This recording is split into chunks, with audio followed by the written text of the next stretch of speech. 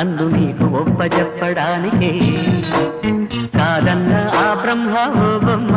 నిన్ను కట్టుకోక తప్పదందుకే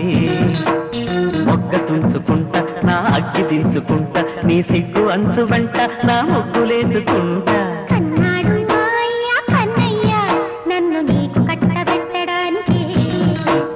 కందమ్మ మా అమ్మ కనకమ్మ నన్ను నీకు ఒప్పజెప్పడానికి